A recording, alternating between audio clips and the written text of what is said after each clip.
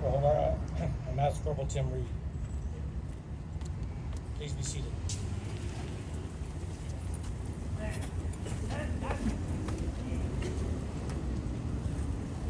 The Act of Remembrance will be read by veterans of the Korean War, in English by Bill Black, and in French by Wayne McCullough.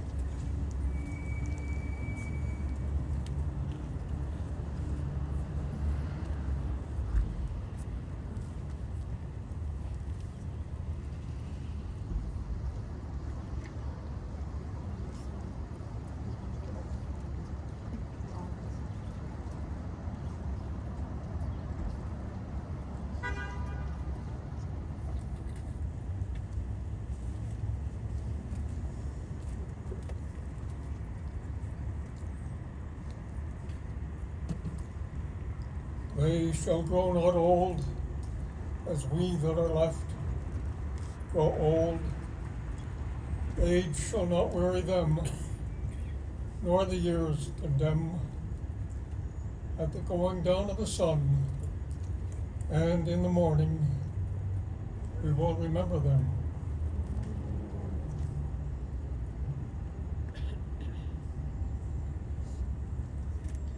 Ils ne vieilliront pas comme nous, qui leur avons survécu. Ils ne connaîtront jamais l'outrage, ni le poids des années. Quand viendra l'heure du crépuscule et celle de l'aurore, nous nous souviendrons d'eux.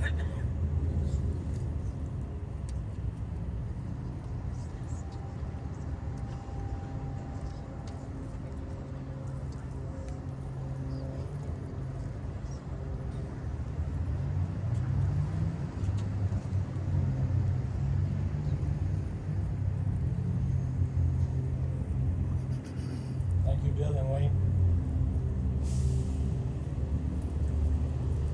The commitment to remember.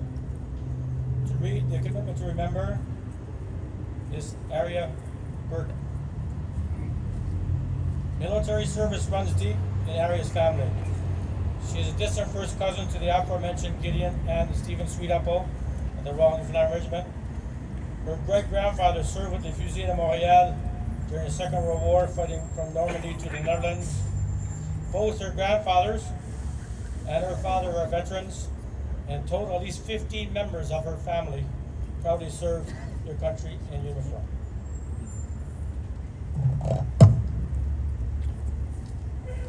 Commitment to remember. They were young as we were young. They served, giving freely of themselves. To them, we pledge, amid the winds of time, to carry their torch and never forget. We will remember them. We will remember them. Engagement des souvenirs. Ils étaient jeunes, jeunes comme nous.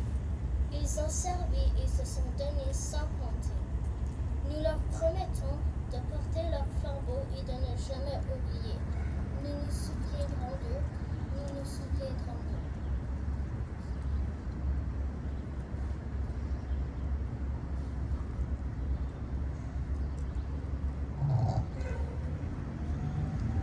Merci, Aria.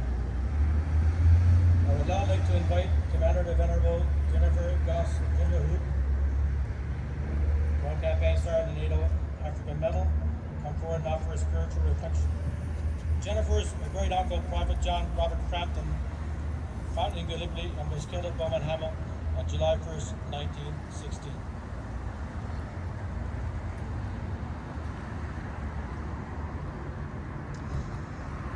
110 years later, we can hardly fathom the hell that was experienced by the 800 young men of the Newfoundland Regiment, the muddy trenches of Beaumont Hamel that fateful morning. Brothers and cousins, school and church friends, they had enlisted together because of their sense of duty and adventure. How many of them had imagined the sheer terror that would lay ahead of them as they kissed their moms and sweethearts goodbye before heading off to war. Likely their darkest fears about what they would face paled in comparison to the horror of that day. They'd already experienced a baptism by fire on the shores of Gallipoli 10 months earlier, and despite the tragedy in Beaumont Hamel that we mark today, those who survived today's hell would go on again to another near annihilation just months later. By this time in the war, any childish fantasies of the gallantry of war that those young lads had left home with, well, those were shattered. And the terrible reality of trench warfare was abundantly clear to them.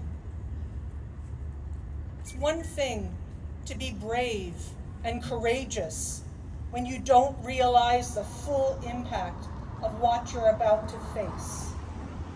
But by now, these young men knew exactly what was coming, what would be asked of them. It takes a tremendous strength of character, a commitment to duty, to know that what you will face and to enter fully into the fray, aware of what lies ahead. Newfoundland and Labrador sent a generation of its brave, talented, and loyal youth to the First World War in Europe. Far too many of them never came home. Their physical reward for their selflessness was a miserable, untimely death on foreign soil, never seeing the shores of the smiling land again. And so today, we honor their sacrifice. Ceux qui ont servi à l'époque ou qui servent aujourd'hui ne servent pas avec l'intention de devenir des héros ou d'être élevés au rang de sacrifice pour la patrie. Mais c'est pourtant ce qui s'est produit et continue de se produire. Nous avons aujourd'hui l'occasion d'élever et de consacrer pour toujours leur sacrifice ultime et de souligner le coût de la guerre pour tant de familles et de communautés. Que leur sacrifice inspire les générations à venir à lutter pour la paix, à éviter la guerre et à éliminer la nécessité du sacrifice ultime de jeunes vies à l'avenir. May we live out our lives and direct our nation in such a way as to make them proud of us.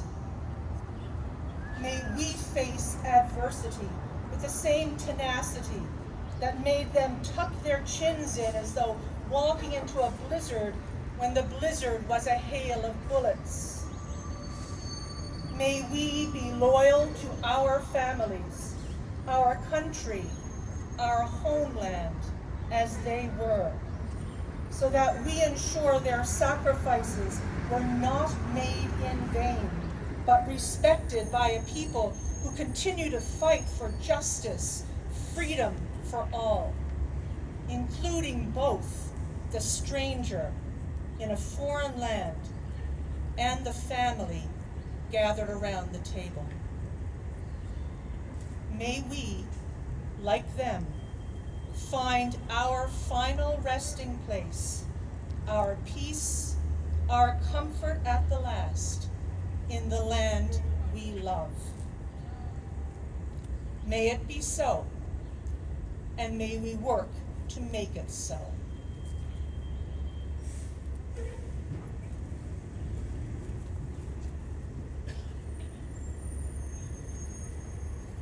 Thank you, Padre. We will now proceed with the wreath-laying ceremony. On behalf of the families of the 821 souls from the Royal Newfoundland Regiment, Newfoundland Mercantile Marine, and the Newfoundland Royal Naval Reserve, we have no known grave, Dr. Carol Gardner Kirby. Carol lost 3 uncles in the First World War. Lance Corporal Edward Gardner was killed at Beaumont Hamel, 110 years ago today.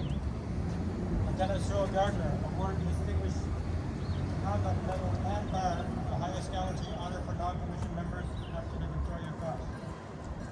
He was also bestowed an Iron Cross by a German officer, POW, for protecting fellow prisoners.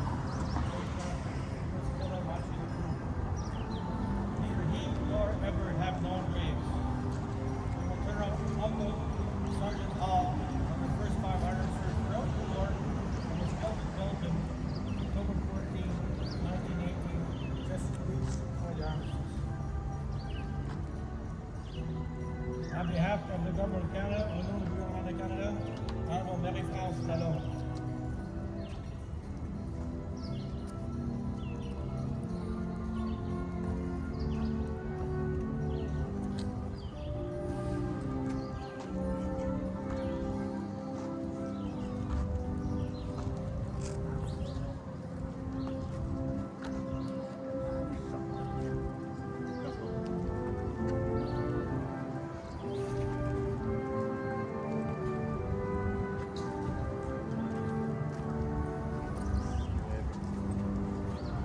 On behalf of the Senate of Canada, Rear Admiral retired Senator Rebecca Patterson. Senator Patterson's wreath bearer is Officer Cadet Simon Whittle. Simon's great uncles Alphonsus, Frank, and Aloysius Hines fought with the regiment. Alphonsus and Frank survived the war, but still had bullets in their body from wounds, and Aloysius died of wounds following his return to Newfoundland in 1917.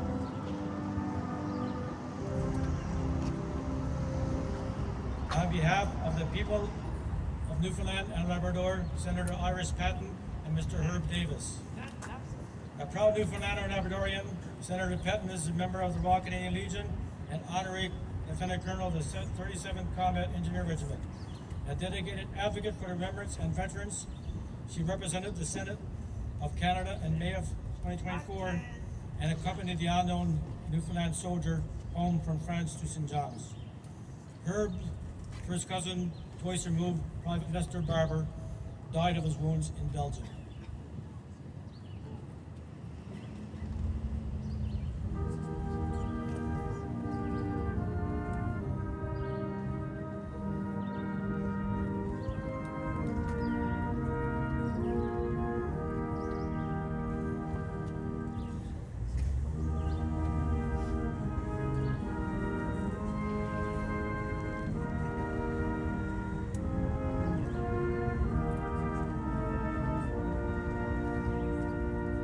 On behalf of the Canadian Armed Forces, Brigadier General Vanessa Hannaran, Provost Marshal, accompanied by Chief Warrant Officer Rene Groves. Vanessa's great uncle, Gunner Charles Kelly, served with the Royal Newfoundland Regiment Royal Artillery during the Second World War.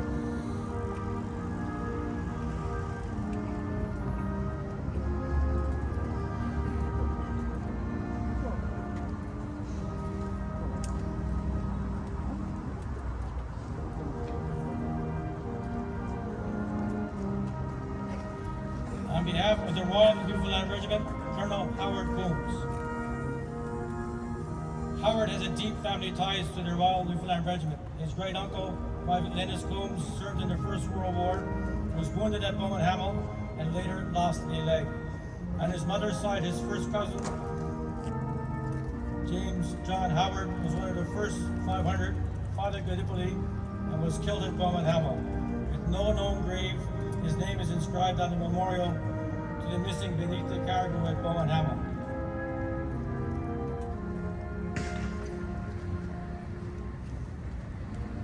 On behalf of the Indigenous people serving and veterans of the Canadian Armed Forces, Captain Retired Dr. Joe Blanchard. Joe is of the Calico First Nation. His great uncles, Benjamin and Thomas Blanchard, served in the First World War. Benjamin served with the Canadian Expeditionary Force as it is marked.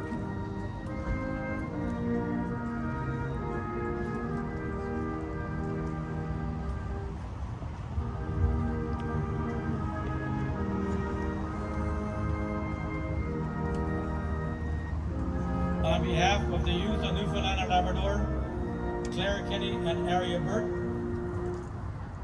Claire is distant first cousin, William Kenny Foxyville, it was called, from he was enrolled in July of 8th, 1918, but the war ended before he could be deployed.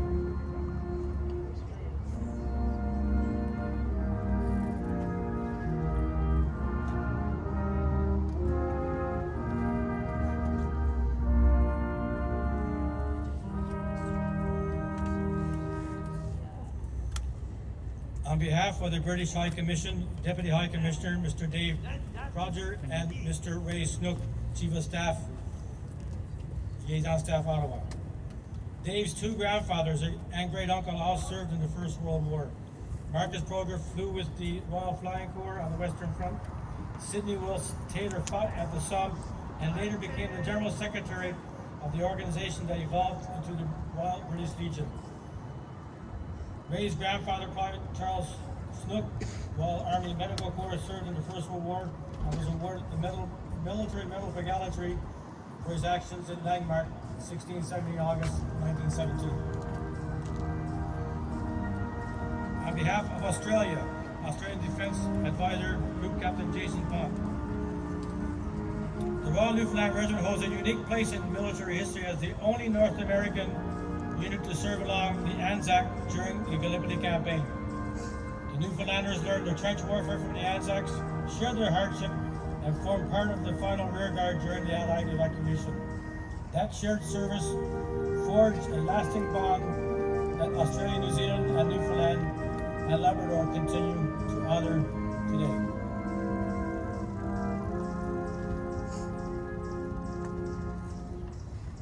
On behalf of New Zealand, High Commissioner Wendy Matthews and DA Commander Mark Tapsell. Mark's great-grandfather, Second Lieutenant Riekana Karzik, served with the New Zealand Maori contingent at Gallipoli from July 1915, famously performing the Kematihaki during battle. One of the only 134 survivors from 477, he later served in France in 1916 with the New Zealand Pioneer Battalion. Au nom de la France, le colonel Bruno Helga.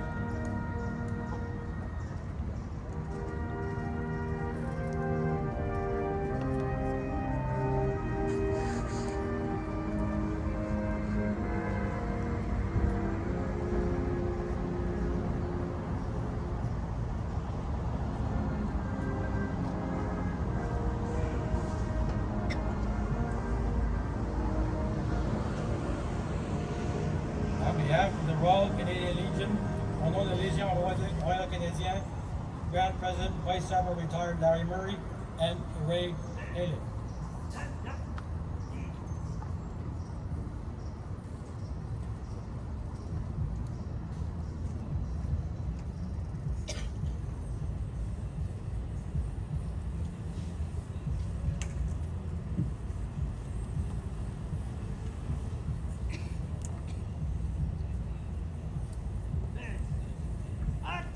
On behalf of the Royal Canadian Mounted Police, Corporal Amanda Hackett from Terrenceville, Newfoundland.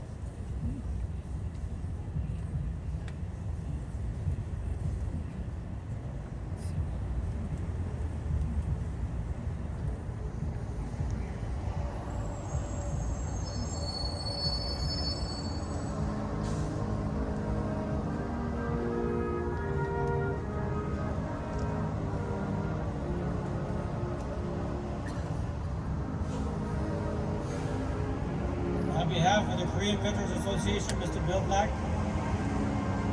and Mr. Wayne McCullough. Newfoundland had become part of Canada just a few years before the Korean War. While the exact number of Newfoundlanders and Labradorians who served is not known, the Canadian military recruited 1,160 men and 524 women from the province. Of the 516 Canadian military personnel killed, 18 hailed from Newfoundland.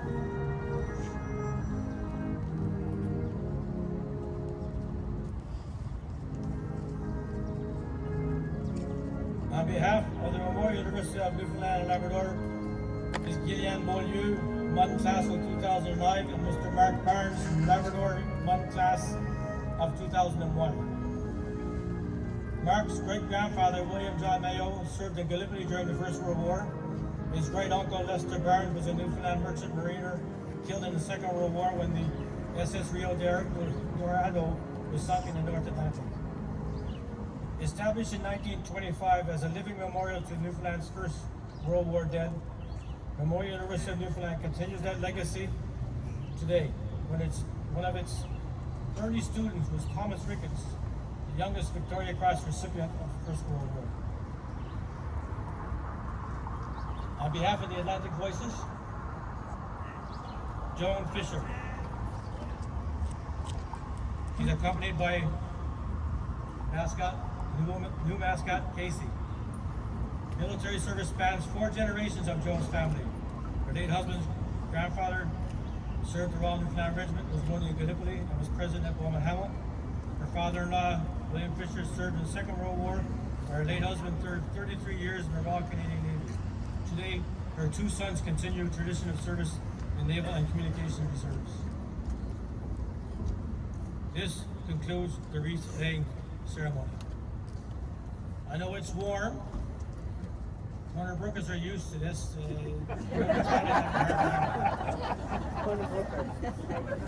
Okay, the Atlantic Voices will now offer a choral selection, Rest, by Kathleen Allen, the composer originally from Newfoundland, now based in Toronto. Commissioned by Newfoundland's Quintessence Vocal Ensemble for the 100th anniversary of the Battle of Beaumont Hamel.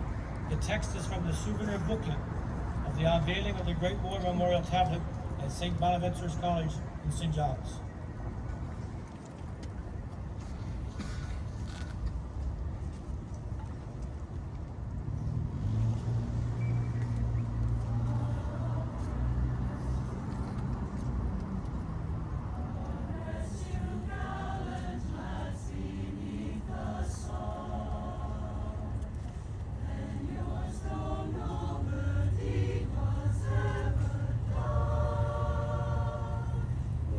You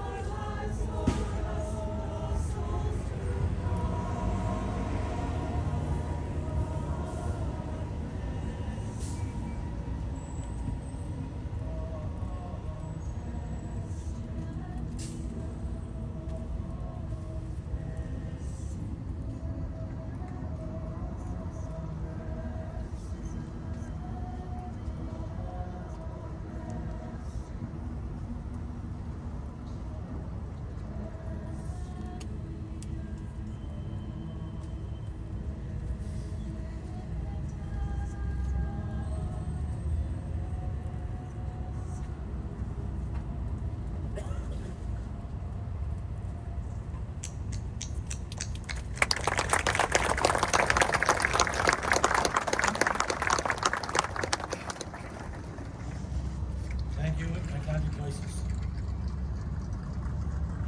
On that morning, the regiment attacked from a support trench